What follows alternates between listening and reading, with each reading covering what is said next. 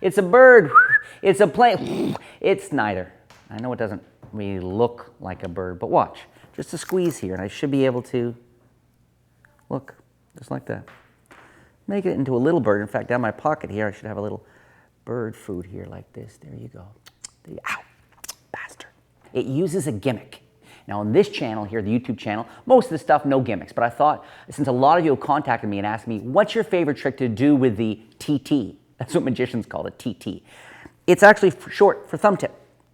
This is a thumb tip, okay? Now this is a Vernay brand, Vernay. I think they're the best brand. You can get them at almost any magic shop in the world. I also have them on my own website, sankymagic.com, and they fit right over your thumb, okay? Now, they're not designed so you can show your hand, hey, everything looks normal. That's not the way to use them. The way to use a thumb tip is more implicitly. So whether you vanish something, you're about to make something appear, you wave your hand like this. Now notice, when I wave my hand like this, I'm showing you this side of the hand. I'm not making a point of trying to force it. You know, the visuals look good. Maybe I pick up something, or I'm going to let it be concealed behind the back of the hand or the fingers, okay?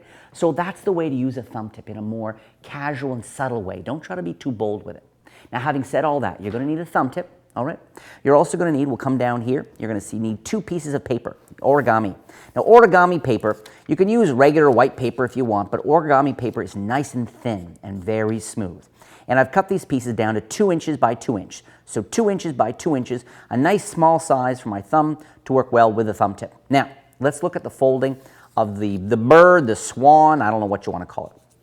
I start by folding the perfectly square piece of paper, diagonally, I guess you could say, or kind of diagonally. I've already messed it up in half, okay? Then I'm going to fold in, and I'm going to pull off my hands here to show you. I fold this in halfway that way, then take this other side here, and again, you'll try this a couple of times, and you can buy books, of course, about origami, the art of origami, so many beautiful shapes. This is one of my favorite. It's simple to do, too. So I fold it in, almost, I guess, like a bouquet of flowers there. Then I fold it, okay, up like this so I'm in this position. I'll show it to you very fairly here.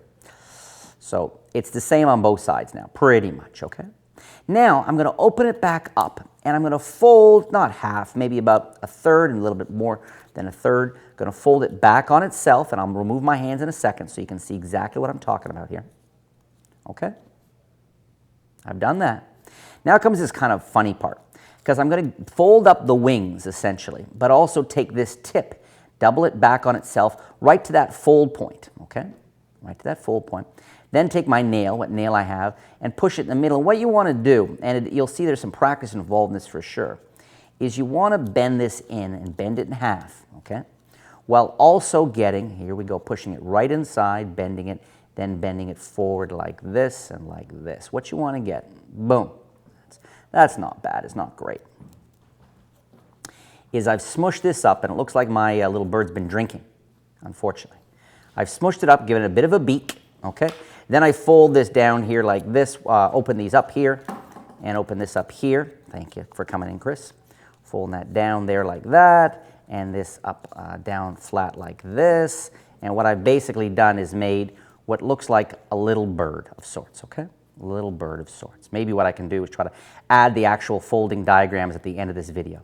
This is going to be palmed in my left hand along with this. So when I want to do this trick, it's a lot in your left hand, but basically these are in my pocket. When I want to go in, I grab them both. My right hand typically going into my jacket pocket to grab this, and I come out like this. So I have the thumb tip and the pre-folded bird here, and I have this here, and I start by drawing all attention here and saying, look, it's a bird. People look at me like I'm insane. I might go, it's a bird, it's a plane, the Superman line, whatever. And now I'm going to come over and say, well, make it look a little bit more like a bird. And I take this and I come over, and as my hand comes up, my hand comes down. With my thumb, I push the paper directly into, I'm going to stop here, into the thumb tip. So it's going right inside the thumb tip. Then I pull my hand away as if I've just deposited it down inside. Pull my hand away casually, let it fall to my side. It's obviously empty. Fall to my side. Blow on this or whatever, come back up. Show I've got a bit of a bird now, and now I go to my pocket off and say, luckily I carry just a tiny bit of bird seed. That gives me an excuse to go to my pocket, show my hand undeniably empty. I've left the thumb tip behind. Do a little this, ow, son of a, and pretend that the bird has pecked me. Because people love to see just a little bit of blood trickling down the finger of the magician. I tweet magic tips and advice every day of the year. To start following me on Twitter, click on the Ace of Spades.